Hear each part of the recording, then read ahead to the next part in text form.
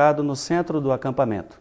Todas as tribos, eles acampavam em volta, e o tabernáculo era como se fosse hoje comparado ao centro religioso ali daquele povo, né? E ali dentro do tabernáculo, dentro das suas câmaras, dos seus móveis, tudo que existia ali, é onde eles faziam, né? O povo do deserto faziam o seu culto ao Senhor. Certo. Então, depois dessa breve explicação do ministro Vicente, eu gostaria de pedir para a equipe de produção da TV, da CWB-TV, que passasse, então, colocassem as imagens do tabernáculo que nós preparamos para vocês, né? Aí, para vocês terem uma ideia, essa imagem ela é uma imagem aérea do tabernáculo, né? Onde nós vemos, então, a parte externa, que é um chamado átrio, né? Onde nós podemos ver ali o altar dos holocaustos, né? E a pia onde os sacerdotes lavavam os pés e as mãos para entrar no templo, né? E depois lá nós vemos, tem uma perspectiva assim interna que a gente pode ter uma ideia mais clara. E aí nós temos a planta baixa, né? Então essa planta baixa, ela é composta de 3 lugares, né? Que é a parte externa que nós falamos, que é o átrio, né? E a parte interna, que é composta de 2 partes, né?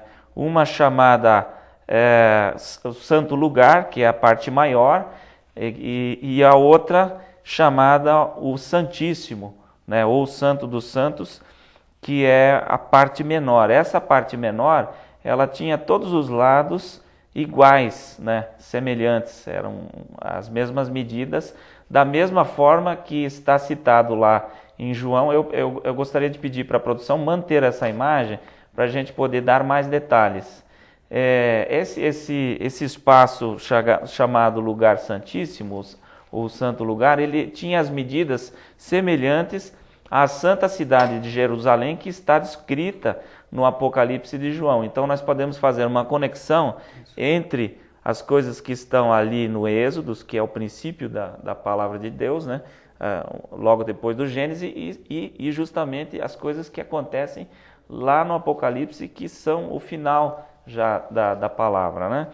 E aí, então, para complementar, nós vemos que a disposição desse tabernáculo, a entrada, ela era voltada para o leste, né? Onde o sol nasce, e atrás do tabernáculo ficava justamente o ocidente, onde o sol se põe, né? E do lado direito, para quem entra, o norte, e do lado esquerdo, o sul. No lado direito, para quem entrasse no tabernáculo, no santo lugar, existia a mesa dos pães das faces, do lado direito. Do lado esquerdo, o castiçal de ouro, né, o candelabro de ouro, representando a luminosidade, né, para as verdades. E do lado oposto à porta de entrada, o altar dos incensos, né? E aí então tinha uma cortina, né, chamado véu, né, que separava o santo lugar do Santíssimo. E no Santíssimo estava justamente colocada a arca da aliança, né, que era justamente a parte mais santa do tabernáculo. Então, por essa planta baixa, nós podemos ter uma ideia, as pessoas de casa podem ter uma ideia de como era a disposição tanto da orientação solar do tabernáculo, como também dos móveis e utensílios que estavam lá dentro. Então, agora nós podemos falar das 3 câmaras, né? Isso, e só um pouco sobre os utensílios, como foi dito antes, cada coisa que estava no tabernáculo, cada um dos móveis, o candelabro, a pia, a mesa da propiciação, cada coisa tinha um significado. O povo ali que estava no deserto, participando daquele culto ao Senhor, eles não tinham a ideia exatamente do que aquilo significava. Mas cada uma daqueles móveis, cada um dos móveis, cada gesto que o sacerdote deveria fazer, cada tipo de animal que era oferecido em holocausto ao Senhor, tinha uma significação interna. Porque aquela igreja, ou aquele povo no deserto, ele formava uma igreja de representativos. Todas as coisas do culto, até mesmo da vida daquelas pessoas, elas representavam coisas do céu. E isso o Senhor ordenou com o objetivo ou com o propósito de ligar a mente dos anjos do céu com a mente das pessoas que estavam na terra, né? Daqueles homens que viam ali os sacrifícios, os holocaustos sendo oferecidos, o candelabro, os sacerdotes, todo aquele ritual que eles viam com seus olhos naturais e pensavam sobre eles, e os anjos associados a eles não viam exatamente os sacrifícios, mas viam coisas do céu e da igreja. E por isso, então, o influxo de vida naquela igreja era mantido. E através daquela igreja era mantido o influxo de vida em toda a terra. Então tinha, sim, uma razão, e a gente, lendo a palavra hoje, sem ter o conhecimento do sentido interno que ela tem, a gente muitas vezes não entende por que é que isso chegou, o que isso tem a ver com a nossa vida hoje, por como a gente aplicaria no nosso dia a dia a disposição da mesa, ou por que o candelabro é de ouro, né, e tudo isso. Sem o conhecimento do sentido interno, a gente não tem esse entendimento. Mas assim, de uma explicação bem básica do sentido interno é essa, que todas as coisas ali eram representativos da igreja que existia no céu, né, ou do culto ao Senhor no céu, e representando aqui na terra aquele mesmo culto, através daqueles objetos. E numa instância um pouco mais elevada, num sentido um pouco mais profundo, representavam também todas as coisas que o Senhor havia de fazer quando Ele viesse ao mundo para resgatar a humanidade. Porque mesmo ainda no deserto, o Senhor, obviamente por ser onisciente, né, Ele sabia que o homem se afastaria dele ainda mais, que ele precisaria vir ao mundo na pessoa de Jesus Cristo ou em forma de um homem chamado Jesus Cristo, para resgatar a humanidade. Então aquilo tudo ali também representava as coisas que o Senhor faria na sua primeira vinda a esse mundo. Exatamente como a palavra é escrita mesmo, toda a forma com que a palavra foi escrita, o sentido literal, os fatos históricos, os fatos proféticos, né?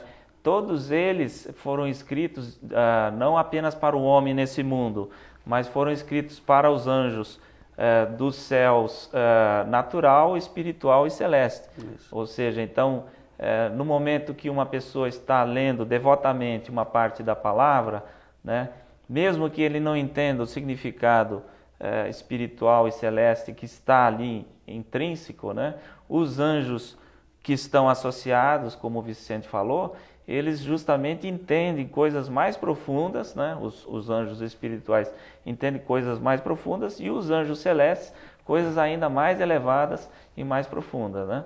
Então agora nós vamos passar para a parte que diz respeito às três câmaras, né?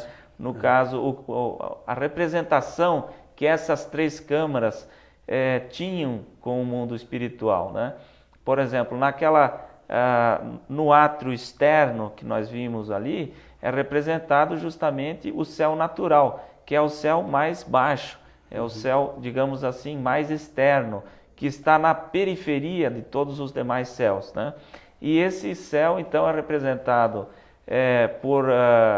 pela obediência, né, da igreja israelita e judaica, né, e pelo dever, principalmente, da igreja cristã, que eram duas igrejas que justamente tinham essa característica, né? O ministro Vicente pode talvez esclarecer um pouco mais o que quer dizer esse sentido de obediência e o sentido de dever, né? Exato.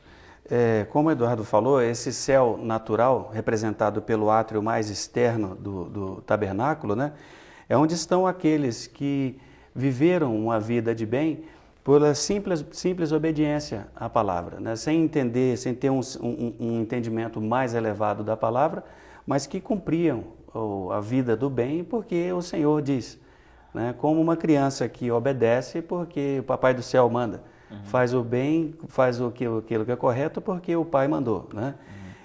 Ou como alguns casos, né? Aquelas pessoas que praticam a verdade, praticam o bem, esperando uma recompensa. Aqueles que vivem na simplicidade, trabalhando ainda naquele sistema de de prêmio, né? De punição e recompensa. Né? Deixam de fazer o mal com medo da punição e fazem o bem esperando uma recompensa.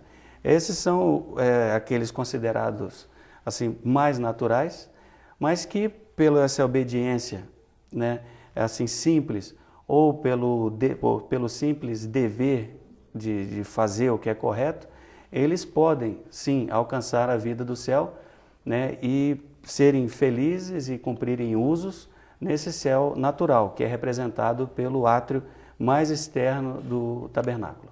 E dentro da possibilidade de recepção de cada um, né? Porque as doutrinas celestes nos explicam que cada pessoa tem um nível de recepção, né? A um foi dado 30, outro 60, outro 100, né? Como o próprio Senhor explica, né? E essas pessoas que estão no átrio externo, elas já estão dentro da possibilidade de recepção delas, elas estão no máximo grau da sua felicidade, então elas ali gozam dessa felicidade eterna, né? E quando nós entramos, então, já, daí tem aquela significação da pia, né? Para a lavação dos pés e das mãos, né? Então, está se entrando no santuário, no caso que chama-se, a primeira câmara chama-se o santo lugar, né? Ali é representado, esse santo lugar é representado pelo céu espiritual, né? Onde estão os anjos, que já tem uma característica de maior elevação, porque eles estudam, se aprofundam mais nas verdades, para então praticar o bem ao próximo, né? E para poder então, num objetivo mais adiante, eles amarem ao Senhor, ou então eles vão, a partir do bem ao próximo, eles vão ao Senhor. É isso, ministro? Exatamente, exatamente. São a característica daquelas pessoas que obedecem, cumprem aquilo que é, ou fazem o bem, mas antes precisam entender por que elas devem fazer o bem. Essa é a característica dos anjos do céu espiritual. Eles aprendem a verdade, entendem a verdade de forma bastante assim, no científica, né? Para só então a aplicarem na vida. Não que eles questionem a verdade, não é isso, mas é a característica de algumas pessoas aqui. Fala, eu vou fazer o que é correto, sem dúvida, mas eu quero entender por que eu estou fazendo isso hoje. Então isso é representado pelos anjos do céu espiritual. Uma outra característica também dos anjos do céu espiritual é que eles estão dessa forma mais no amor ao próximo. Eles entendem a verdade e cumprem o bem mais por amor ao próximo que os anjos do céu celeste, que estão mais no amor ao Senhor, dos quais a gente vai falar um pouco mais adiante no programa. E essa então é a característica, a ligação do céu espiritual com as pessoas nesse mundo que querem buscar a verdade, que buscam aumentar os seus conhecimentos, não somente nas coisas da palavra, mas em todos os campos. Né? Claro. Porque essa é uma característica daquelas pessoas que são mais dadas à pesquisa, né? Mais dadas ao estudo, mais dadas ao conhecimento das coisas da natureza, para então fazer um bom uso. Eu preciso entender muito bem antes de fazer isso. Isso é a característica do céu depois espiritual. Primeiro eles aprendem na sua memória, né? Assim, o que eles devem fazer, como devem fazer, e depois eles gradativamente vão colocando isso em prática, né? Diferentemente dos céus celestes, que é o próximo céu que nós vamos falar agora, que é justamente aquele céu que então, aliás, aquela câmara que está separada por um véu, né? De tecidos, e que também com uma representação espiritual, né? E que separa então do Santíssimo, que é a câmara que guarda o que há de mais precioso no tabernáculo, que é a Arca da Aliança, né? No qual há o propiciatório, né? E onde há 2 querubins, né? Em cima da arca, né?